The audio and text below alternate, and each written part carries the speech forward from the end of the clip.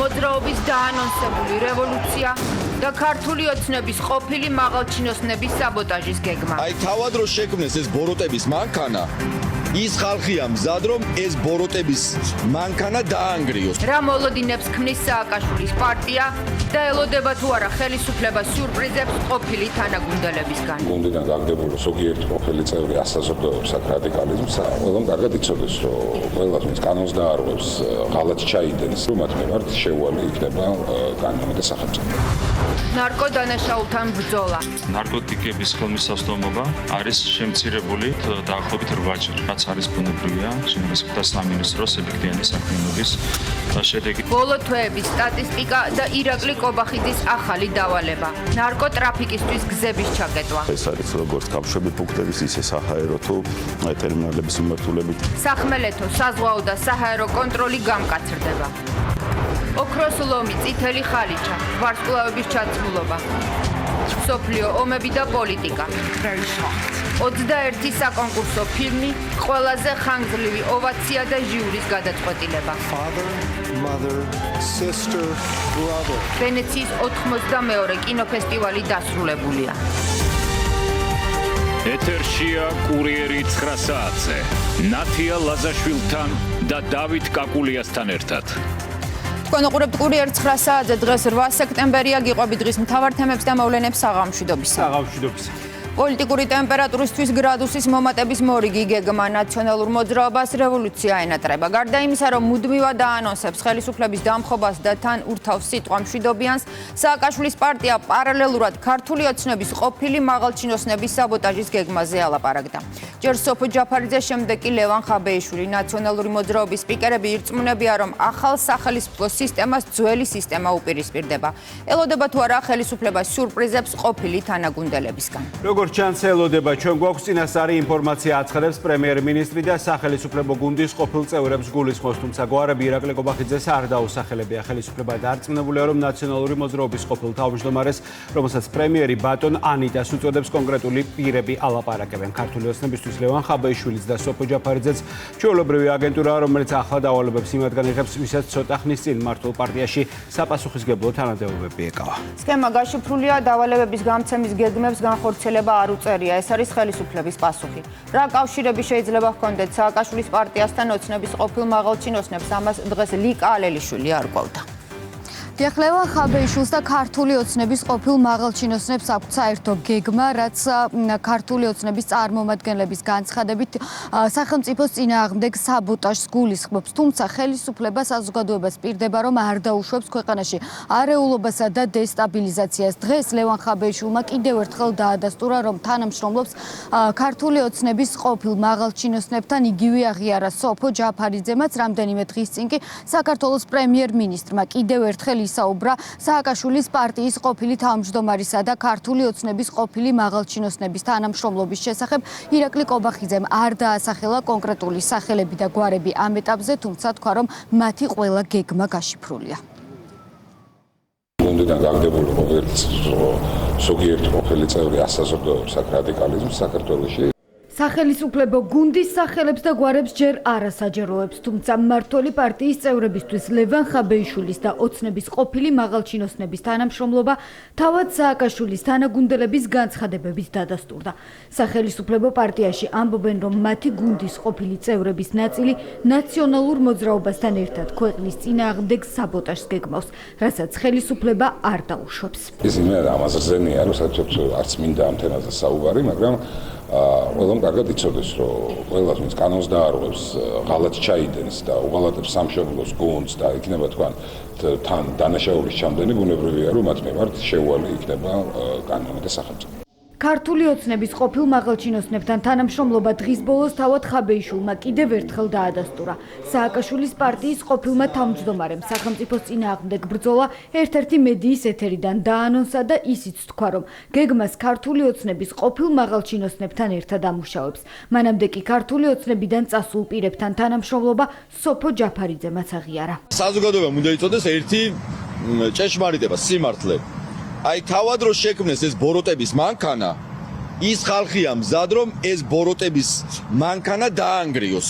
ადამიანები, რომლებიც არიან ქართული ოცნების დამფუძნებლები, ბიძინა ივანიშვილის უახლოესი გარემოცვა, ვიზეც დგას დღემდე ბიძინა ივანიშვილი, ხო, ის ხალხი არის, რომელმაც აღარ უნდათ ამ ყველაფრის ყურება, როგორ ესწრიან მაგალითად ძმაკაცები, აი რიჟვაძეს როგორ ესროლეს, როგორ იჭერენ მიქაუტაძეს, ჯუანშერს, როგორ მიადგნენ, როგორ ღარიბაშვილს, ხო, არ უნდათ, ანუ სისტემამ თავისივე შვილების ჭამა დაიწყო და ეს ხალხი ცხადია ფიქრობს გადარჩენაზე, საკუთარი თავისას უკვე ხვდებიან, რომ ქვეყნის სასარგებლოდაც რაღაც უნდა გააკეთონ. ქართული ოცნება კიდევ ბევრ სურპრიზს უნდა ელოდოს მათივე ყოფილი, შეიძლება ითქვას თანაგუნდელებისგან ყველაფერს.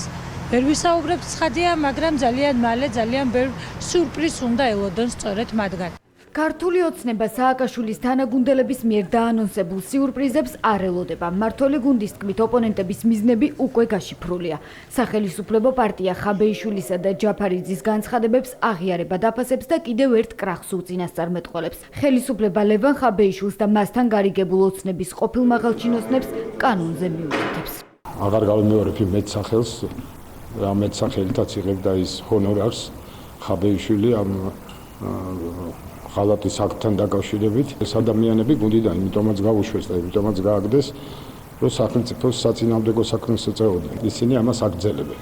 მაგრამ ერთი რამე მინდა თქვა, რომ ისინი და ბევრი სხვაც ეთყობა ვერ ხვდება, რომ სახელმწიფოს საწინააღმდეგო მოქმედებები ასე ადვილად უკვე აღარ ჩაივლის. პრემიერმა ძალიან ვრცლად ისაუბრა აღნიშნულ კავშირებზე, შესაბამისად ის მოწოდებები, რასაც ჩვენ ვისმენთ სახელმწიფო გადატრიალებასთან დაკავშირებით, დამხობასთან დაკავშირებით, ყველა ქმედებას, რომელიც იქნება გადადგმული კანონის წინააღმდეგ, შესაბამისი უწყებების მხრიდან, რა თქმა უნდა, მოყვება მკაცრი რეაგირება. ლევან ხაბეიშვილის გეგმებსა და მის ფსევდონიმ ანიტაზე რამდენიმე დღის წინ პრემიერ-მინისტრმა კიდევ ერთხელ ისაუბრა. მთავრობის მეთაურმა განაცხადა, რომ მას გარიგება ოცნების ყოფილ მაღალჩინოსნებთან აქვს და დაფინანსებასაც კორუფციაში ეჭვმიტანილი კონკრეტული წყაროდან იღებს. არის ეგრეთ წოდებული ანიტას დავალება და ეს დავალებაც მოდის იგივე ადამიანების მხრიდან, რომლებიც სხვა რაღაცებს ალაპარაკებენ ამ ბატონს. თუმცა მისი დავალების მიცემებიც არიან ნატურით ზუსტად ისეთივეები, როგორც არის ბატონი ანიტა. შესაბამისად, მათ ასე ვთქვათ, ამ გეგმებს არ უწერია განხორციელება. აქვს ინფორმაცია იმასთან დაკავშირებით, თუ რას გულისხმობს ბატონი ანიტა ამ ყველაფერში და ეს არის დავალება იგივე ადამიანების მხრიდან, ვინც სხვა დავალებებსაც აძლევენ მას. აქაც საუბარია ჩვენ გუნდის კონკრეტულ ყოფილ წევრებზე, რომლებსაც სინამდვილეში არავითარი თვისებრივი თავსებადობა არ ქონიათ ჩვენს გუნდთან, როგორც მოგვიანებით გაირკვა. ლევან ხაბეიშვილმა ოცნების ყოფილ მაღალჩინოსნებთან თანამშრომლობა დღეს ღიად დაადასტურა. სახელმწიფოს წინააღმდეგ საბოტაჟი კი არჩევნების პარალელურად დაანონსა.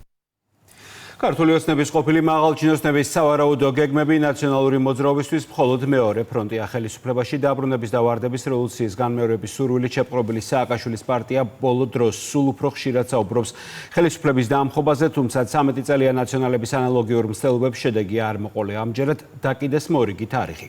ახალი არჩევნების დღე 4 ოქტომბერი, მაგრამ გეგმა და ბრძოლის მეთოდები, ქუჩის აქციები და საარჩევნო უბნების ბლოკირება უცვლელია.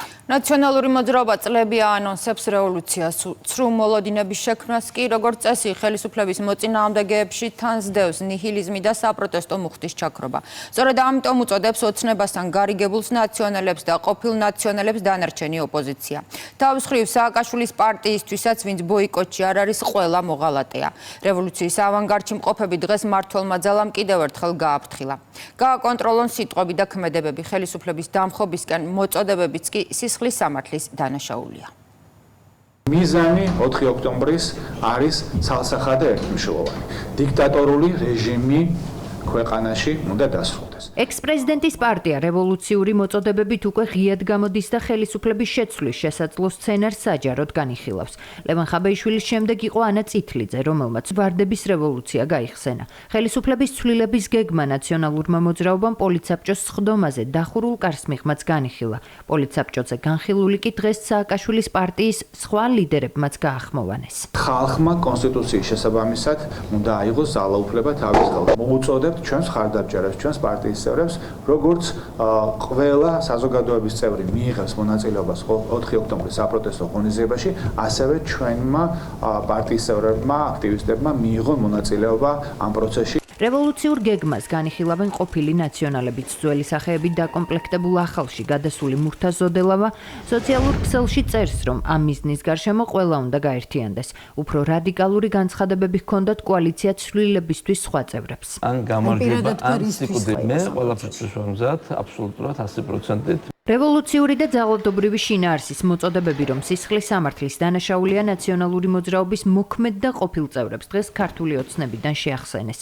მმართველ გუნდში დარწმუნებით ითქვა ისიც, რომ ხელისუფლების დამხობის გეგმა, რაზეც სააკაშვილის პარტია უკვე ღიად საუბრობს, ამჯერადაც წარუმატებელი იქნება. ჩვენ გვესმის ამისი პირდაპირ ხმამაღალი მოწოდებები, პირდაპირ წასვლა სისხლის სამართლის დანაშაულზე, ამ დანაშაულში მოწოდება მოსახლეობის გარკვეული ნაწილის, რომ მათაც მიიღონ მონაწილეობა, მაგრამ როგორც ხდება ხოლმე, ხო რაღაცას დაანონსებენ, მუხტს აწევენ და შემდეგ გაეცლებიან, დაიმალებიან. არჩევნების ჩაშლისა და ნაციონალური მოძრაობის რევოლუციურ გეგმებს ემიჯნებიან საარჩევნო მარათონში მონაწილე ოპოზიციური პარტიები.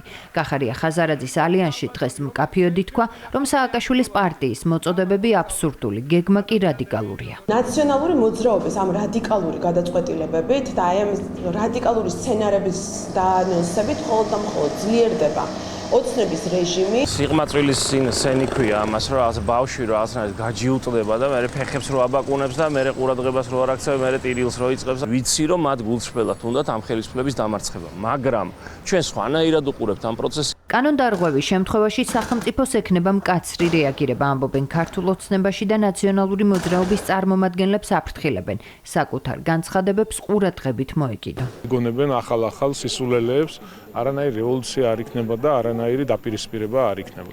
თუ კი ვინმე რაიმე კანონსაწინააღმდეგოს ჩაიდენს, ამას მოყვება შესაბამისი რეაგირება და უშინაობს თქვი და დღესაც გავიმაბა, გაბედონ და რამე კანონსაწინააღმდეგო გააკეთა. ალბათ ეს იქნება ერთგვარად აი ამ რევოლუციური სცენარების სერიალის დასასრული საქართველოში. რომელ გონიერ პოლიტიკურ, ასე ვთქვათ, აზრში თან გადაწყვეტილებას შეიძლება ექვემდებარებოდეს ის, რაც ოპოზიციამ კოლექტიურად გააკეთა. რა თქმა უნდა, ამ 4 ოქტომბრის ლოგიკაში უნდა ვეძებოთ ჩვენ რაიმე რაციონალური. საარჩევნო ბოიკოტში მყოფი ნაციონალური მოძრაობა რევოლუციური მოწოდებებით არჩევნებამდე დარჩენილ მცირე დროში უფრო გააქტიურდა. მმართველი გუნდი დარწმუნებულია, რომ 4 ოქტომბერი საქართველოში რევოლუციური სცენარების სერიალის დასასრული იქნება.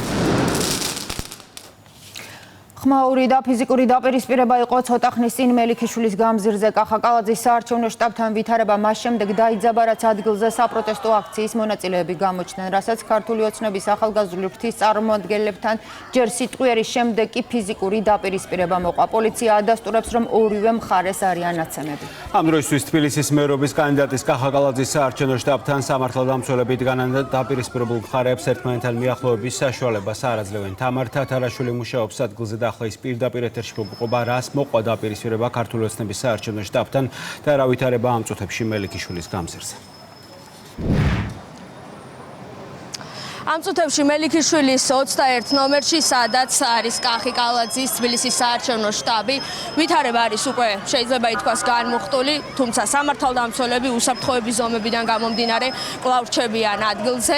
სატრანსპორტო მოძრაობაც, როგორც თვალს ადევნებთ, ახლა კადრში არის სრულად გახსნილი და ავტომობილებიც მელიქიშვილის გამზირზე თავისუფლად გადაადგილდებიან. აქ რჩებიან სამართალდამცველები, როგორც აღნიშნეთ, უსაფრთხოების ზომებიდან გამომდინარე და რჩებიან თავად ქართული ოცნების ახალგაზრდული ფრთის წარმომადგენლები, ის ადამიანები, რომლებიც დღეს, როდესაც მოხდა აქ დაპირისპირება, ინციდენტი იმყოფებოდნენ ადგილზე. დაპირისპირება კი მოყვა მელიქიშვილის გამზირზე ოპოზიციური პარტიების მხარდამჭერების გამოჩენას. თავად შტაბი გაიხსნა რამდენიმე დღის წინ. აქ ტრადიციულად მისი ფუნქციონირებიდან, მიზნებიდან გამომდინარე ყოველდღიურად იკრიბებიან ქართული ოცნების წარმომადგენლები, ახალგაზრდული ფრთის წარმომადგენლები და ერთ-ერთ საღამოს ოპოზიციური პარტიების წარმომადგენლები, მათი მხარდამჭერები გამოჩნდნენ მელიქიშვილის მელიქიშვილის გამზირზე და სწორედ მათ გამოჩენას მოყვა აქ დაპირისპირება ისინი სხვადასხვა ეპითეტებით, სხვადასხვა შეძახილებით ისმოდა მათი შეძახილებით თავად ქართული ოცნების მხარდამჭერების წარმომადგენლების მათ წინააღმდეგ და სწორედ ამ შეძახილებმა გამოიწვია ერთგვარი გაღიზიანება და ის ინციდენტი რაც მოხდა რამდენიმე წუთის წინ ეს პროცესი კი უკვე არის სრულად განმუხტული როგორც აღნიშნეთ და თავად აქციის მონაწილეებმა მელიქიშვილის გამზირის საარჩევნო შტაბის მიმდებარე ტერიტორია უკვე დატოვეს და ფილარმონიის მიმართულებით გადაადგილდნენ. მანქანამ გააჩერა და დაუწყეს ამ მიტინგებმა ცემატყება და მაგას მოყვა ყველაფერი. აი მანქანით მიდიოდა და რატო გადაკეტეთო და იქ შავი ჯიპი იყო და წავიდა მაგაზე ცემატყება რა. და მე ერთი ნაპერწკალი და ყველას დაერია. ჩვენ ვესაუბრეთ ცოტა ხნის წინ ქართული ოცნების ახალგაზრდული ფრთის წარმომადგენლებს, რომლებსაც ბუნებრივია დაუსვით კითხვები თუ რას მოყვა ინციდენტი დაპირისპირება ადგილზე მელიქიშვილის 21 ნომერში ცოტა ხნის წინ როგორც ქართული ოცნების მხარდამჭერები კახი კალაძის საარჩევნო შტაბში შეკრებილები აცხადებდნენ ეს იყო მიზანმიმართული პროვოკაცია აქციის მონაწილეების მხრიდან ის შეძახილებიც რომელიც შეურაცხყოფელი შეძახილებიც რომელიც მათი თქმით ისმოდა მათი მისამართით სწორედ იყო მიზანი იმისა რომ მომხდარიყო პროვოკაცია მომხდარიყო ერთგვარი დაძაბულობა, თუმცა სამართალდამცველების ადგილზე ყოფნის შედეგად ეს ვითარება სულ ცოტა ხნის წინ განიმუხტა.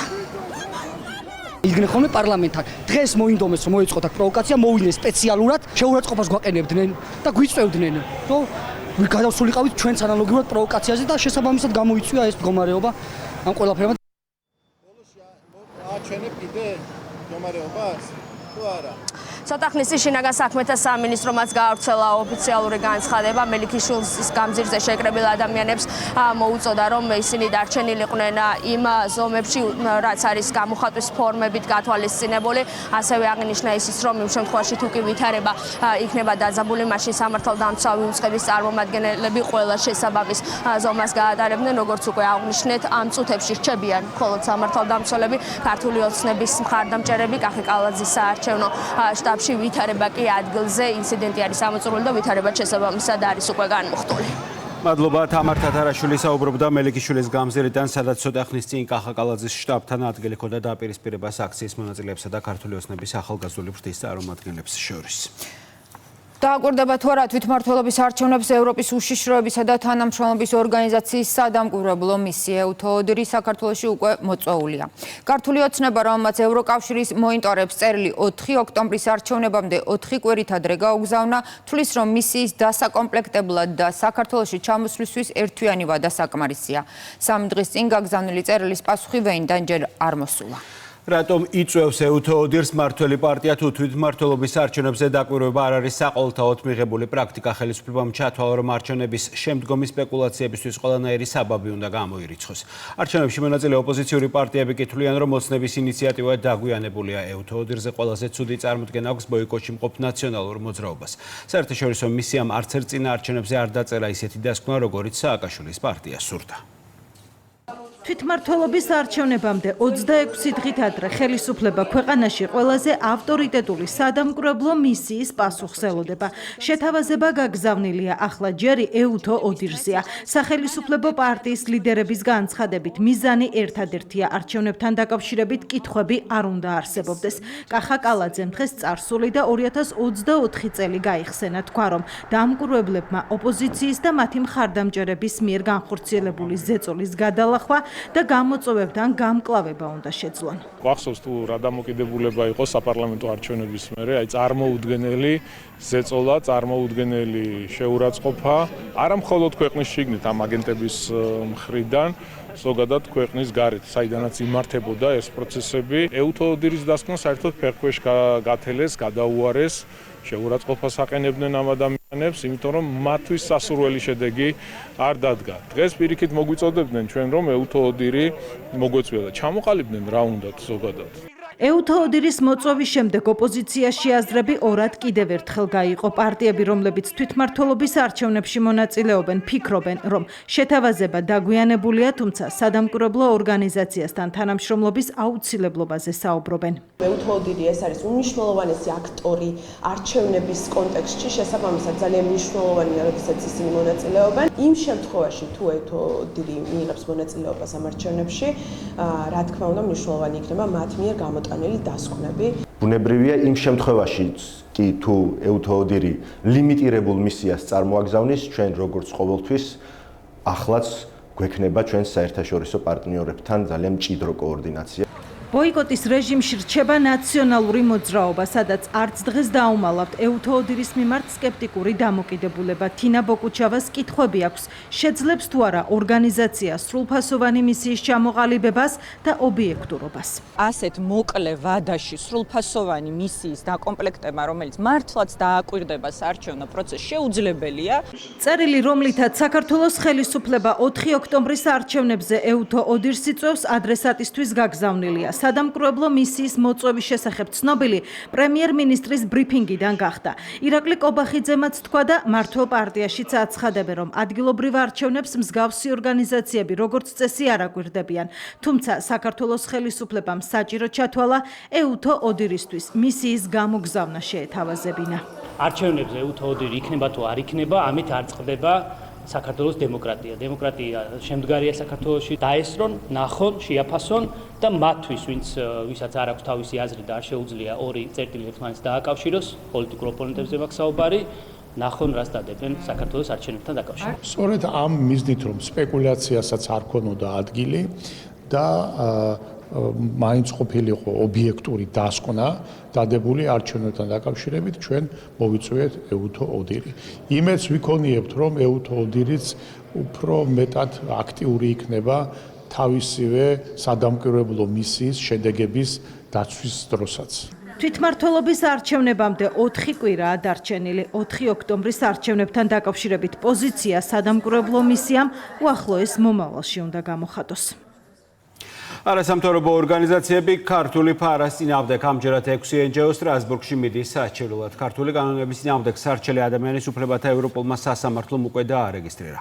ამას მესამე სექტორი დიდ წარმატებას უწოდებს, თუმცა მართულ პარტიას კითხვები აქვს, თუ კანონი მართლაც არღვევს ადამიანის ფუნდამენტურ უფლებებს, რატომ არ მოითხოვა მოსარჩელემ სტრასბურგისგან ქართული ფარას შეჩერება. ქართულმა ოცნებამ დღეს ასევე გაიხსენა, რომ თავის დროზე მოსარჩელებმა ადამიანის უფლებათა ევროპული სასამართლოსგან არც გამჭვირვალობის კანონის შეჩერება მოითხოვეს. ეს კი ხელისუფლებისთვის იმის არგუმენტია, რომ ვერც გამჭვირვალობის კანონში და ვერც ამერიკული ფარას ანალოგში საერთაშორისო სასამართლო მათი შეჩერების მიზეზებს ვერ იპოვიდა. ოცნება აცხადებს, რომ ეს წინასწარ იცის ნებისმიერმა პარტიამ ან არასამთავრობო ორგანიზაციამ, ამიტომაც არ უყენებენ სტრასბურგს შესაბამის მოთხოვნას. ძალიან კარგად იციან, რომ ის დრამა, რაც საქართველოში მოაწყეს, ეს რო გადაეტანეს სტრასბურგის სასამართლოში, ისინი სრულიად სამართლებრივ კრახს განიცდიდნენ. მართველი გუნდი დარწმუნებულია, რომ არასამთავრობო სექტორმა სტრასბურგის სასამართლოს ფარას ქართული ანალოგის წინააღმდეგ დროებითი შეჩერების მექანიზმის გამოყენება მიზანმიმართულად არ მოსთხოვა. საუბარია 6 ორგანიზაციის სარჩელზე, რომელიც ადამიანის უფლებათა დაცვის უმაღლესმა ინსტანციამ დაარეგისტრირა.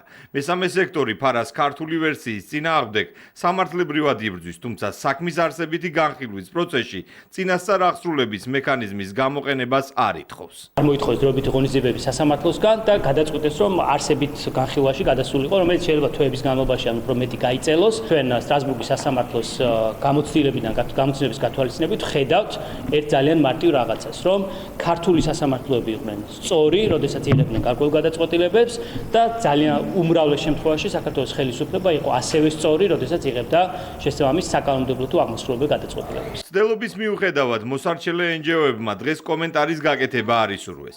მათი კოლეგების აზრით, აღსრულების მექანიზმის დროებითი შეჩერების მოთხოვნა სამართლებრივი ნიუანსია, რომელიც თვისებრივად არაფერს ცვლის. დროებითი ღონისძიების გამოყენება არის ძალიან სპეციფიკური ინსტრუმენტი და მისი გამოყენება ძალიან იშვიათად ხდება, ამიტომ ჩვეულებრივი ამბავია, რომ შეიძლება ვიღაცამ ეს არ მოითხოვოს, ხომ?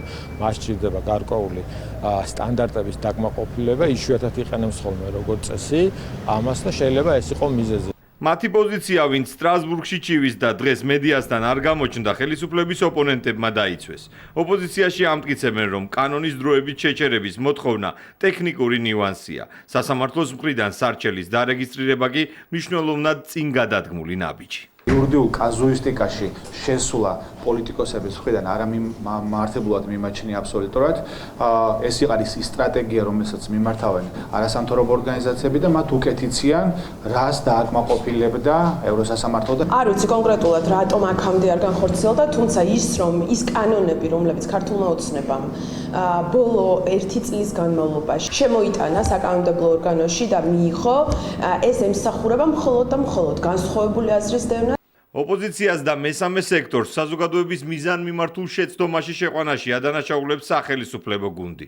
მართლ პარტიაში დღეს გამჭვირვალობის კანონთან დაკავშირებით არასამთავრობოების იდენტური ქმედებაც გაიხსენეს. თქვეს, რომ ოპონენტები ხშირად დემოკრატიის რეგრესად აფასებენ კანონმდებლობას, რომელიც რეალურად დასავლური სტანდარტების იდენტურია. წინასწარი უზრუნველყოფის მონიზრებად არც გამჭვირვალობის შესახებ კანონი თავის დროზე სტრასბურგში და არც ახლა ეგრეთ წოდებული ფარას კანონმდებლობის წინასწარი შეჩერება ამ პირებს არ მოუთხოვიათ. ეს არის ძალიან მნიშვნელოვანი ინდიკატორი იმის, რომ თვითონ ძალიან კარგად სწორი შეხედულება და წარმოდგენა გააჩნიათ ამ თემაზე და პოლიტიკური ანტურაჟის, მდარე პოლიტიკური ანტურაჟის შექმნის გარდა ამ ყველაფერს სხვა არანაირი მიზანი არ გააჩნია. ცხადია უარი იქნება, ხო, წარმოუდგენელია. ჩვენ ხო კოპირება გავაკეთეთ არსებული და მოქმედი კანონმდებლობის, რომელიც ამერიკის შეერთებულ შტატებშია და სხვათა შორის წარმატებით ფუნქციონირებს. მაგ კანონის საშუალებით გაიგო ჩვენი ქვეყნის მოსახლეობამ თუ რაში იღებს ზოგიერთი კონგრესმენი ფულს, როგორ გააშალოს ჩვენი ქვეყანა, როგორ დააზიანოს ქართული სახელმწიფო. იციან წინასწარ, რომ მარცხისთვის განცირულები არიან და იმიტომ არ მიიღეს, იმიტომ არ დაარეგისტრირეს მაგ მოთხოვნით. 6 არასამთავრობო ორგანიზაციის სარჩელი სტრასბურგის სასამართლომ 2 დღის წინ დაარეგისტრირა. NGO-ები ევროპულ სასამართლოში ფარას ქართული ანალოგის საერთაშორისო სამართლის ნორმებთან შეუსაბამობის დამტკიცებას გეგმავენ. თუმცა პროცესში კანონის დროებით დაპაუზებას არ მოითხოვენ. სხვა მთავარი გამოწვევები აქვს საქართველოს პოლიტიკური პროცესების მიღმა, განსაკუთრებული გეოგრაფიული მდებარეობა და მიმზიდველი ქვეყანა, მათ შორის ნარკოტიკების ტრანზიტისთვის, საიდანაც ნაწილი საქართველოშიც რჩება. ნარკო რეალიზატორებთან ბრძოლის პარალელურად ქვეყნის პრიორიტეტი ნარკოტრაფიკისთვის გზების ჩაკეტვა.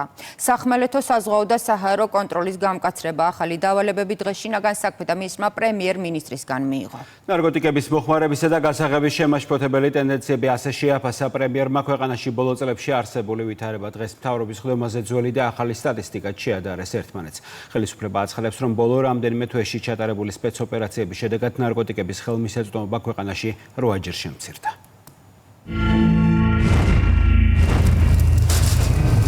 განსაკუთრებით დიდი ოდენობით ამოღებული ნარკოტიკი და პასუხისგებაში მიცემული მსხვილი ნარკორეალიზატორები მკაცრმა ნარკოპოლიტიკამ დანაშაულის წინააღმდეგ ბრძოლის შედეგი გააუმჯობესა. სოფლიო გამოწვევა ეგრეთ წოდებული დადების პრინციპი ნარკო დანაშაულის მიმართებაში. სოფლიო გამოწვევასთან საბრძოლველად საქართველოს შინაგან საქმეთა სამინისტრო ახალ რეფორმებს გეგმავს. სიახლე დღეს თავად მინისტრმა დაანონსა. გეკა გელაძის თქმით, სამართალდამცველების ოპერატიული მუშაობა უახლოეს პერიოდში ნარკოდანაშაულის სტატისტიკას უფრო შეამცირებს. სამმართველობით საკმაოდ ამბიციური გეგმები გვაქვს შინაგან საქმეთა სამინისტროს და ეს გეგმების აღსრულების პროცესი უკვე დაწყებულია. ეს არის როგორც გამშვები პუნქტების, ისე საჰაერო თუ ტერმინალების მიმართულებით და ძალიან ბევრი სიახლე გვექნება რამდენიმე თვეში ეს სტატისტიკაც აუცილებლად შემცირდება. ასევე მინდა საზოგადოებას დავპირდე, რომ როგორც ნარკოდანაშაულის მიმართულებით, ისე ორგანიზებული დანაშაულის მიმართულებით შინაგან საქმეთა სამინისტრო გაატარებს კვლავ მკაცრ პოლიტიკას. ნარკოდანაშაულის სტატისტიკის შემცირებას ბოლო პერიოდში ჩატარებული მასშტაბური სპეცოპერაციებიც ადასტურებს. 34512 აბი მეთადონი, 32 შეკვრა დაფასოებული სხვადასხვა სახის ნარკოტიკი პოლიციამ ფონიჭალაში, 57 წლის ქალის საცხოვრებელი სახლის ეზოდან ამოიღო. ნარკოტიკის სპეციალურ სამალავებში იყო მოთავსებული. 2025 წლის 18 ივნისს პოლიციამ 85 მილიონი ლარის ღირებულების ჰეროინი ბათუმის ტერმინალში სატვირთო ავტომობილიდან ამოიღო. ნარკოტიკის სამშენებლო აგურში იყო დამალული და გამოძიების ინფორმაციით ტვირთი ბათუმის გავლით ევროპაში უნდა გაეტანათ. ბოლო პერიოდში ჩატარებულმა სპეციალურმა ოპერატიულმა ღონისძიებებმა და შესაბამისი დანაყოფების მუშაობამ ნარკოდანაშაულის წინააღმდეგ ბრძოლის სტატისტიკა გაუმჯობესა. ცენტრალური კრიმინალური პოლიციის დეპარტამენტის ხელმძღვანელმა კურიერთან იმ გარემოებებზე გაამახვილა ყურადღება, რომლითაც ბოლო 3 თვეში პოლიციამ ნარკორეალიზატორები გამოავლინა და დააკავა. ნარკოტიკების წინააღმდეგ ბრძოლის მთავარ სამმართველოში ასევე არსებობს შესაბამისი დანაყოფიც, რომელიც დანაყოფით უშუალოდ აღნიშნული ნარკომაღაზიების და ნარკორეალიზატორების იდენტიფიცირებას ახდენს. ყველა ის ნარკორეალიზატორი, რომელიც დღესდღეობით ჩვენ საზოგადოებას წამლავს და ნარკოტიკების გასაღებას ახორციელებს სხვადასხვა ქალაქებში და ჩვენი ქვეყნის მასშტაბით, მაქსიმალური სიმკაცრით იყვნენ დასჯილები. ნარკოდანაშაულის შემცირებისთვის სამართალდამცველებს პრემიერ-მინისტრმა დღეს მადლობა გადაუხადა. ირაკლი კობახიძემ მთავრობის ხდომაზე კიდევ ერთხელ განმარტა, რომ ხელისუფლების ერთ-ერთი მთავარი პრიორიტეტი კვლავ ნარკოტიკების უკანონო ბრუნვის წინააღმდეგ ბრძოლაა. ყველა მიმართულებით ჩვენ გვჭირდება უკომპრომისო ბრძოლა კრიმინალის წინააღმდეგ. 8%-ით შემცირდა ნარკოტიკებზე წვდომა. პასუხისგებაში მიეცა 156 ნარკორეალიზატორი. აკრძალული ნივთიერებების შეძენა შენახვისთვის 226 პირია დაკავებული. ეს ბოლო 3 თვის მონაცემებია. ჩვენ გვქონდა შემაშფოთებელი ტენდენციები ნარკოტიკების მოხმარების გავრცელების კუთხით და რა თქმა უნდა ჩვენ გვჭირდებოდა გადამჭრელი ზომების მიღება ამ ტენდენციების აღსაკვეთად და სწორედ ამის გამოხატულება ის სტატისტიკა, რომელიც დღეს არის წარმოდგენილი, ამან გამოიწვია ის, რომ რეალურად ნარკოტიკების ხელმისაწვდომობა არის შემცირებული, როგორც ფიზიკური თვალსაზრისით, ასევე ფინანსური თვალსაზრისით, უხეშად რომ ვთქვათ, დაახლოებით 8-ჯერ. ნარკოპოლიტიკის გამკაცრებაზე კანონში ცვლილება უკვე შევიდა. მკაცრია სასჯელი ყველა ნარკოდანაშაულის სქემაში ჩართული პირის მიმართ, განსაკუთრებით კი ნარკორეალიზატორებისთვის. მათ 20 წლამდე ან უვადო პატიმრობა ემუქრებათ. 700 მილიონი ლარი ერთი წლის განმავლობაში სწორედ ეს თანხა დაზოგა ბიუჯეტმა სახელმწიფო საწარმოებისა და სამინისტროების ოპტიმიზაციის შედეგად. მთავრობის მიერ სამინისტროებთან არსებული საწარმოების მენეჯმენტისა და ანაზღაურებადი მრჩევლების ინსტიტუტის გაუქმების შემდეგ მხოლოდ ენერგეტიკის სექტორში დანაზოგმა 300 მილიონი ლარი შეადგინა. ოპტიმიზაციის პროგრამა გრძელდება და ენერგეტიკის გარდა ის სხვა სახელმწიფო საწარმოებსაც შეეხება, მათ შორის რკინიგზას. მთავრობა აცხადებს, რომ ოპტიმიზაციის მთავარი იდეა ბიუჯეტის დაზოგვის გარდა სახელმწიფო უწყებების მუშაობის ეფექტიანობის ზრდა. დღესვე ირაკლი კობახიძემ საჯარო მოსამსახურეთა ხელფასების 10%-იანი ზრდა დაანონსა. ჩამური დანაზოგი შეადგენს 700 მილიონ ლარზე მეც სახელმწიფო საწარმოებზეა საუბარი. ხარჯვის ეფექტიანობა, სისტემის გაჯანსაღება და ეკონომიკური პარამეტრების გაუმჯობესება. ამ მიზნით საქართველოს მთავრობა სახელმწიფო საწარმოებში ოპტიმიზაციის პროცესს განაგრძობს. საწარმოებში გუნდის გადახალისების და გატარებული რეფორმების შედეგად სახელმწიფომ ჯამში 700 მილიონ ლარზე მეტი დაზოგა. პრემიერ-მინისტრის შეფასებით ენერგეტიკის სფეროში მობილიზებული დამატებითი ფინანსური რესურსი საწარმოების გაძლიერებას მოხმარდება. ენერგეტიკის სფეროში მოქმედი სახელმწიფო საწარმოების კადრების ოპტიმიზაციის შედეგად ჩვენ მივიღეთ წლიურ ჯრილში 22.6 მილიონი ლარის დანაზოგი, რაც დამეთანხმებით არის შთამბეჭდავის შედეგი. რაც შეეხება სხვა ხარჯების ოპტიმიზაციას, აქ საუბარია ტენდერებზე, მომსახურების ხარჯების შემცირებას და ამ შემდეგ, ამ ნაწილში ჯამურმა დანაზოგმა შეადგინა 358.6 მილიონი ლარი. ეს თანხები ჩაბრუნდება ეკონომიკაში, რეალურად მოხმარდება ეკონომიკას. აქტიური მუშაობა საერთაშორისო სტანდარტების დანერგვა და რეფორმების გატარება სახელმწიფო საწარმოებში 1 წლის წინ დაიწყო. შემუშავდა საერთო სტრატეგიაც, რომელიც ენერგეტიკის და სხვა სფეროებში მსხვილი კორპორაციების სექტორულ განვითარებას და ფინანსურ გაძლიერებას ემსახურება. საქართველოს პრემიერ-მინისტრის დავალებით ეკონომიკის სამინისტრომ მოამზადა სახელმწიფო საწარმოების ოპტიმიზაციის პირველადი გეგმა.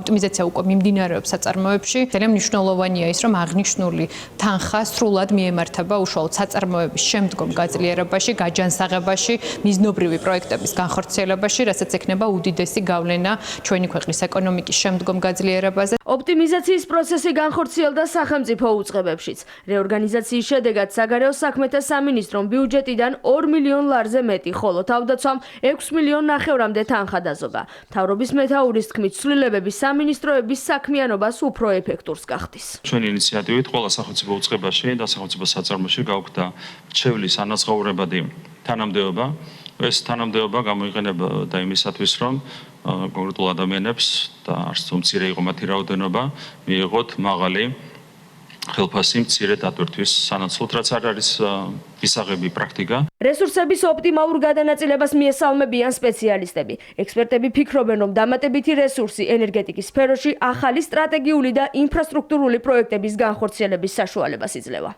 მნიშვნელოვანი არის ოპტიმიზაციის განხორციელება, იმიტომ რომ ეს თანხები მიმართული იქნას და ისევ ჩაბრუნდეს ენერგეტიკაში, ვინაიდან განხორციელდეს მსხვილი პროექტები და დააგენერიროს ამან დამატებითი ელექტროენერგია. რას ნიშნავს ეს? არანაირ იმპორტს, მეტ ექსპორტს. ყველაზე მთავარია სახელმწიფო საწარმოებში ჩვენ გვჭირდება ეს არის ეფექტიანობა, ანუ მინიმალური დანახარჯით მაქსიმალური შედეგის მიღწევა, რატომ? იმიტომ რომ საბოლოო ჯამში ეს არის რეგულირებადი საწარმოები, ანუ საბოლოო ჯამში მათი მიერ დახარჯული თითოეული თეთრი აისახება ტარიფებზე, რომელსაც მე საბოლოო მოხმარებელი იხდის. როგორც გაზმომარაგების ნაწილში, ასევე ელექტროგადამცემ ხაზებთან დაკავშირებით და მთელი ის ინფრასტრუქტურა, რომელიც წლებია მოითხოვს შეკეთებას, ამიტომ არის რესურსი, რომ ეს თანხა წავიდეს ინვესტიციის სახით. მთავრობის და სახელმწიფო უწყებების ეფექტური მუშაობის მიზნით იცვლება პირდაპირი ფორმით ქონების პრივატიზების წესიც. მომზადდება საკანონმდებლო ცვლილებებიც, რომელიც სახელმწიფო საკუთრებაში არსებული უძრავი ქონების გაყიდვის ზუსტ პირობებს განსაზღვრავს. უპრეცედენტო ეკონომიკური ზრდა ბოლო 7 თვეში 8%-იანი მაჩვენებელი და 15 თეთრით გამყარებული ეროვნული ვალუტა. მთავრობა იანვარ-ივლისის პერიოდის ეკონომიკური ზრდის მაჩვენებლებს აჯამებს, რომლითაც ქვეყანა არა მხოლოდ შავი ზღვის აუზის ქვეყნებში, არამედ ევროპის მასშტაბითაც ერთ-ერთ ლიდერ პოზიციაზეა. ამას ემატება საერთაშორისო სავალუტო ფონდის პროგნოზიც, რომლის თანახმადაც ეკონომიკა 7.2%-ით გაიზრდება. მაღალი ეკონომიკური ზრდიდან გამომდინარე, ეკონომიკური გუნდი ვარაუდობს, რომ უკვე წელს შესაძლოა ერთ სულ მოსახლეზე მთლიანი შიდა პროდუქტი $10,000 გაუთანაბრდეს, რაც დაახლოებით 5 წელიწადში ქვეყანას მაღალ შემოსავლიან სახელმწიფოდ აქცევს. საქართველოს მზარდი ეკონომიკა, გამყარებული ლარი და შევსებული სავალუტო რეზერვები. პრემიერ-მინისტრმა მთავრობის დღევანდელ სხდომაზე გაზრდილ სტატისტიკაზე ისაუბრა. ირაკლი კობახიძის განცხადებით, იანვრიდან ივლისამდე ეკონომიკურმა ზრდამ 8% შეადგინა, რაც ევროპის მასშტაბით ყველაზე მაღალი მაჩვენებელია. აქცენტი გაკეთდა ლარის კურსზეც, რომელიც ბოლო 7 თვის განმავლობაში 15 თეთრით გამყარდა. პრემიერი ამბობს, რომ ეკონომიკური ზრდის პროგნოზი 7.2%-ით განსაზღვრა სავალუტო ფონდმაც. ეკონომიკური ზრდის კუთხით წინა თვეც იყო წარმატებული. მთლიანობაში იანვარ-ივლისის ზრდამ შეადგინა 8%, რაც არის ყველაზე მაღალი მაჩვენებელი არ მხოლოდ ფართო რეგიონში, არამედ ევროპის მასშტაბით. როგორც მოგეხსენებათ, სავალუტო ფონდმა დაახლოებით 1 თვის წინ გაზარდა ეკონომიკური ზრდის პროგნოზი 7.2%-მდე და ფიქრობთ, რომ არსებული ტემპებით ჩვენ შევძლებთ ამ პროგნოზის გადაჭარბებით შესრულებას. რა თქმა უნდა, ეკონომიკური ტენდენციები დადებითად აისახება ლარის კურსზე და შესაბამისად დადებითად აისახება სავალუტო რეზერვების შევსებაზე. ლარის კურსი დოლართან მიმართებით ბოლო 7 თვის განმავლობაში 15 თეთრით გამყარდა, რაც არის ბუნებრივია მყარი ეკონომიკური პოზიციების გამოვლინება და ეროვნულმა ბანკმა მარტ-ივლისში სავალუტო რეზერვები 1.3 მილიარდი დოლარით გაზარდა, რაც არის სარეკორდო მაჩვენებელი. აგვისტოს ჩათვლით სავარაუდოდ არსებული მონაცემების გათვალისწინებით ვფიქრობთ, რომ ეს მაჩვენებელი $1.5 გადააჭარბებს და წლევანდელ წელს ამ კუთხით დავხურავთ სარეკორდო მაჩვენებლით. მსხვილი ინფრასტრუქტურული პროექტები, მცირე თუ საშუალო საწარმოების მხარდაჭერა და სტრუქტურული რეფორმები. ეკონომიკური განვითარების მთავარ განმსაზღვრელ ფაქტორებზე კეთდება აქცენტი მთავრობის ეკონომიკურ გუნდში. ამბობენ, რომ დაფიქსირებული პოზიტიური ტენდენციები კიდევ ერთხელ ადასტურებს, რომ საქართველოს ეკონომიკა გეოპოლიტიკური თუ საგარეო შოკების მიუხედავად ზრდას განაგრძობს. შესაძლებელია წელს ერთულ მოსახლეზე მთლიანი შიდა პროდუქტის მაჩვენებელი $10,000 გაუთანაბრდეს და ძალიან მალე საქართველოს უნდა გახდეს მაღალშემოსავლიანი ქვეყანა და 2030 წლისთვის საქართველოს გახდება მაღალშემოსავლიანი ქვეყანა. სწორი ეკონომიკური პოლიტიკით, მშვიდობაზე დაფუძნებული პოლიტიკით საქართველოს შეძლებს ძლიერ განვითარებას. ჩვენი მოლოდინია, რომ აღნიშნული პოზიტიური ტენდენციები საქართველოს ეკონომიკაში შენარჩუნდება და გაძლიერდება მომდევნო წლების განმავლობაში. კერძოდ 2025 წელს საერთაშორისო სავალუტო ფონდმა საქართველოს ეკონომიკური ზრდის პროგნოზი 6%-დან 7.2%-მდე გაზარდა, ხოლო 25-30 წლებში საქართველოს ექნება ყველაზე მაღალი ეკონომიკური ზრდის მაჩვენებელი როგორც რეგიონის, ასევე ევროკავშირის ქვეყნებთან შედარებით. საქართველოს მზარდი ეკონომიკის ფონზე სავალუტო რეზერვების შევსებაზე აკეთებს აქცენტს ეროვნული ბანკის პრეზიდენტი. ჩვენი ინტერვენციების ისტორიაში მაქსიმუმს მივაღწევთ წელს, იმიტომ რომ ერთ-ერთი ყველაზე საუკეთესო მაჩვენებელი გვექნება სავალუტო შესყიდვების და რეზერვების შევსების თვალსაზრისით. ამის საფუძველი არის ჩვენი მზარდი ეკონომიკა, კერძოდ თუ რა არხებითაც შემოდის უცხოური ვალუტა ჩვენს ბაზარზე, ეს არის ექსპორტი, ეს არის ტურიზმი, მუდმივად იზრდება ეს არხი სავალუტო შემოდინებების. 2025 წლის ივლისში საქართველოს ეკონომიკურმა ზრდამ 6.5% შეადგინა. ბოლო 7 თვის საშუალო ეკონომიკური ზრდა კი 8%-ით განისაზღვრა. მთავრობის ეფექტიანობის გაუმჯობესებით კი საქართველოს 21 საუკუნის საუკეთესო სამეულშია ინდექსი, რომელიც მსოფლიოს 213 სახელმწიფოსა და ტერიტორიის შეფასებას მოიცავს, ევროკომისიამ გამოაქვეყნა. საქართველოს მთავრობამ შეფასების 100%-იანი სისტემით 77.8% მიიღო და 50 საუკეთესოს შორის მოხვდა. მთავრობის ეფექტიანობით საქართველოს უსწრებს ევროკავშირის ყველა კანდიდატ ქვეყანას, ევროკავშირისა და ნატოს წევრ 16 სახელმწიფოს. რაც შეეხება მთავრობის ეფექტიანობის შეფასების წლიურ პროგრესს, საქართველოს შეფასება ერთ წელში 5.2%-ით გაუმჯობესდა, რაც ქვეყნის პროგრესის ტემპით ევროპაში მესამე ადგილზეა. მსოფლიო ბანკის გლობალური მმართველობის ინდიკატორების მიხედვით, რომელსაც ევროკომისია აქვეყნებს, საქართველოს შეფასების ახალი ისტორიული მაქსიმუმი აქვს მთავრობის ეფექტიანობის მიმართულებით. მთავრობის ეფექტიანობით საქართველოს უსწრებს დიდი შვიდებულის ერთ ქვეყანას და ევროკავშირის და ნატოს წევრ 16 სახელმწიფოს და განცდილი პროგრესის მიხედვით არის 21 საუკუნის საუკეთესო სამეულში მთავრობის ეფექტიანობის გაუმჯობესების თვალსაზრისით, რაც ძალიან კარგი მაჩვენებელია და პირდაპირ ადასტურებს იმას, რომ სწორი ეკონომიკური პოლიტიკით, ჩანსაღი ბიუროკრატიით, კეთილსინდისიერი მმართველობით შესაძლებელია მაღალი ეკონომიკური ცდიის უზრუნველყოფა, შესაძლებელია კეთილდღეობის გაუმჯობესება. პრეზიდენტი ბულგარეთის რესპუბლიკაში საქართველოს ახლად დანიშნულ საგანგებო და სრულუფლებიან ელჩ ზურაბ ხამაშურიძეს შეხვდა. მიხეილ ყაველაშვილმა დიპლომატთა თანამდებობის დაკავება მიულოცა და სამომავლო საქმიანობაში წარმატება უსურვა. შეხვედრა პრეზიდენტის სასახლეში გაიმართა. ქედა, ხულო, შუახევი, ქართული ოცნების მერობის კანდიდატები მაღალმთიან აჭარაში და მომდევნო 4 წლის გეგმები სამ მუნიციპალიტეტის გასავითარებლად. ხულოს მერობის კანდიდატი ვახტანგ ბერძე სოფლებში 24 საათიანი წყალმომარაგების უზრუნველყოფას და მაღალმთიან რეგიონში ელექტროსისტემების მოწესრიგებას აპირებს. მეორე ვადით აპირებს მერობას შუახევში ომარ ტაკიძე, რომელიც მუშაობას ტურიზმის განვითარების კუთხით გეგმავს. რაც შეეხება ქედას, მამუკა თურმანიძისთვის მთავარი გამოწვევა ეკომიგრაციაა. ბოლო 6 წლის განმავლობაში მუნიციპალიტეტს ვემსახურებოდი როგორც მერი, თუმცა ვახტანგ ბერიძე ხულოს მუნიციპალიტეტს 6 წლის განმავლობაში ხელმძღვანელობდა. ბოლო 1 წელია აჭარის უმაღლესი საბჭოს დეპუტატი და ჯანმრთელობისა და სოციალურ საკითხთა კომიტეტის თავმჯდომარეა. მმართველმა გუნდმა ის მერობის კანდიდატად წარადგინა და 4 ოქტომბერს ადგილობრივების ნდობის გამოცხადებას ისევ ველოდება. ჩვენი მომდევნო 4 წლის პრიორიტეტი იქნება როგორც ინფრასტრუქტურული პროექტები, ეს იქნება გზის საბოლოო დასრულება და მოწესრიგება, წყლების 24 საათიან რეჟიმში მიწოდება ჩვენს მოსახლეობაზე, სპორტული ინფრასტრუქტურის განვითარება, ასევე გაგრძელდება ელექტროსისტემების მოწესრიგება მთებში. მერობის კანდიდატი ადგილობრივებს ყოველდღე ხვდება, ეცნობა მათ პრობლემებს. მუნიციპალიტეტში აქტიურად მიმდინარეობს სკოლებისა და საბავშვო ბაღების მშენებლობა, რეაბილიტაცია. დაბა ხულოში ვახტანგ ბერიძემ სპორტ კომპლექსის მშენებლობის პროცესი დაათვალიერა. შენდება სპორტ კომპლექსი FIFA-ს სტანდარტების სტადიონთან ერთად და ეს იქნება ჩვენი მუნიციპალიტეტისთვის ძალიან მნიშვნელოვანი. რამოდენიმე სკოლა შენდება წელს ახალი, ასევე უტარდება რამოდენიმე სკოლას რეაბილიტაცია და ეს პროცესები გაგრძელდება. ასევე მიმდინარეობს ბაღების მშენებლობა, სკოლამდელი ასახსდელი ბავშვების ინფრასტრუქტურის მოწესრიგება. შუახევის მოქმედი მერი ომარ ტაკიძე ადგილობრივი თვითმმართველობის არჩევნებში მეორე ვადით აპირებს ბრძოლას. მოქმედი მერი იმ პასუხისმგებლობაზე საუბრობს, რომელიც ადგილობრივების წინაშე აქვს. გამარჯვების შემთხვევაში კი მუნიციპალიტეტის უფრო განვითარებას გეგმავს. აქ არსებობს უდიდესი შესაძლებლობები, რომელშიც აძლევსაც ჭირდება შემდგომი განვითარება, როგორც ტურისტული თვალსაზრისით, ასევე სოფლის მეურნეობის განვითარების თვალსაზრისით, ინფრასტრუქტურის სრულყოფის მიმართულებით, რიგეგმებით, ზუსტი ხედვები გვაქვს, რადგანაც ვიცნობთ სპეციფიკას, ვიცნობთ გამოწვევებს, მჭიდრო ურთიერთობა აქვს ჩვენს მოსახლეობასთან.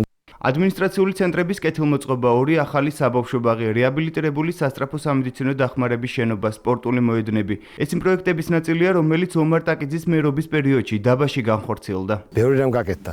ბოლო წლების განმავლობაში მრავალი მიმართულებით, მათ შორის გზების კეთილმოწყობის ნაწილში, როგორც შიდა სასოფლო გზები, ასევე მთავარი მაგისტრალი გაკეთდა, წყალმომარაგების კუთხით, ტურისტული ლოკაციების განვითარების კუთხით გაკეთდა ზიპლაინი. ჩვენ შესყიდული გვაქვს არაერთი სოფლის ცენტრის პროექტი, რომელსაც მომავალ წლებში განვახორციელებთ. რა თქმა უნდა, ჯანდაცვის სფერო არის უაღრესად მნიშვნელოვანი. ჩვენ ამ მიმართულებით დაახლოებით 15 პროგრამა დავამატეთ. საჯარო სამსახურში მუშაობის მრავალწლიანი გამოცდილება. აჭარის უმაღლესი საბჭოს დეპუტატი მამუკა თურმანიძე პირველად ქედის ქართული ოცნების მერობის კანდიდატია. მისი თქმით, მუნიციპალიტეტში არსებული გამოწვევები კარგად იცის. ადგილობრივებთან ყოველდღიურად მართავს შეხვედრებს. მამუკა თურმანიძისთვის ერთ-ერთი პრიორიტეტი კი მუნიციპალურ საქმიანობაში ახალგაზრდების ჩართულობაა. ახალგაზრდების მიმართულებით ბევრი პროექტი არის გაკეთებული ქედაში, როგორც სპორტული მოვლენები, ასე რეკრეაციული სივრცეები, კულტურის სახლის მშენებლობა არის დაგეგმილი, რომელიც შეშრომილ პირებზე ადაპტირებული იქნება. ქედის მუნიციპალიტეტში აქტიურად მიმდინარეობს მოსახლეობის გაზიფიცირების და წყალმომარაგების სამუშაოები. 2026 წლის ბოლოსთვის დასრულდება ინტერნეტიზაციაც. მამუკა თურმანიძე მთავარ გამოწვევად ეკომიგრაციას ასახელებს. მერობის კანდიდატმა ერთ-ერთი ოჯახი მოინახულა და სახლის მშენებლობის პროცესი დაათვალიერა. ისაუბრა ეკომიგრანტების მიმართ გადადგმულ ნაბიჯებზე. ყველაზე დიდი გამოწვევა შეიძლება ითქვას ეკომიგრანტების საკითხი. გამომდინარე იქიდან, რომ დღის მონაცემებით დაახლოებით 350 ოჯახი გვყავს ეკომიგრანტი, თუმცა ეს ოჯახები დროებით გაყვანილი არის ქირით. ამავდროულად იგეგმება ახალი სოციალური სახლის მშენებლობა 62 ბინიანზე გათვლილი, 22 ახალი სახლი არის აშენებული. ამ წუთას ქედის მუნიციპალიტეტში მიმდინარეობს 4 ახალი სახლის მშენებლობა. ქართული ოცნების მერობის კანდიდატები 64-ვე მუნიციპალიტეტში ადგილობრივი თვითმმართველობის არჩევნებისთვის აქტიურად ემზადებიან. ვენეციის კინოფესტივალი დასრულებულია წინ ოსკარებისთვის ბრძოლა. 10-დღიანი ფესტივალი დაათობით ფილმის ჩვენება წითელი ხალიჩის გავლით. განსახილველი იყო როგორც ვარსკვლავების ჩაცმულობა, ისე მსოფლიო ომები და პოლიტიკა. ვენეციის 92-ე კინოფესტივალის ძირითად კონკურსში წარმოდგენილი იყო 21 ფილმი. ეს მხოლოდ 1%-ია იმ მხატვრული ფილმებიდან, რომელიც საერთო ჯამში აჩვენეს ფესტივალის მიმდინარეობისას. ვენეციაში კონკურს გარეშე 30 ფილმის პრემიერად შედგა ჟიურის ერჩეული და ოქროს ლომის მფლობელი გახდა ჯიმ ჯარმუშის მამა, დედა და ძმა. თუმცა მაყურებელთა ყველაზე ხანგრძლივი 20 წუთიანი აპლოდისმენტები ჰინდ რაჯაბის ხმამ დაიმსახურა, რომელიც 6 წლის პალესტინელი გოგონას ტრაგედიას ასახავს. ახლო აღმოსავლეთის ომი ვენეციაში პარალელური საპროტესტო აქციებითაც აღინიშნა, თუმცა ამას ადღიანი დღესასწაულისთვის ხელი არ შეუშლია.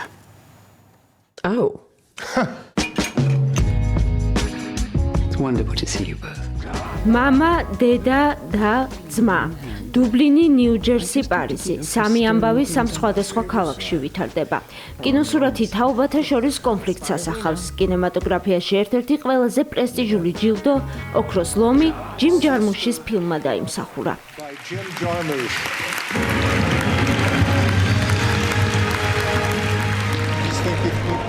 მინდა ვთქვა, რომ კინემატოგრაფია ურთულესი ენაა. უზარმაზარი ძალისხმევაა საჭირო იმისთვის, რომ ეკრანზე ყველაფერი ბუნებრივად გადმოიტანო.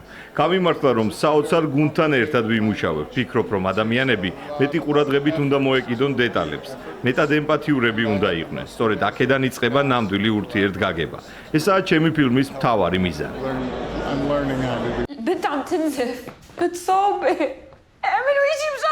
ჟიურის გრან-პრის მფლობელი კაუთერ ბეჰანიას ნამუშევარი ჰინდ რაჯაბის ხმა გახდა. ფილმი 6 წლის გოგონაზე მოგვითხრობს, რომელიც ღაზას სექტორში დაბომბვის დროს დახმარებას ითხოვს. ნამუშევარში რეალური აუდიო ჩანაწერია გამოყენებული. ამ ჯილდოს პალესტინას ვუძღვნი და ყველას, ვინც სხვა ადამიანების გადასარჩენად საკუთარი სიცოცხლე საფრთხეში ჩააგდო.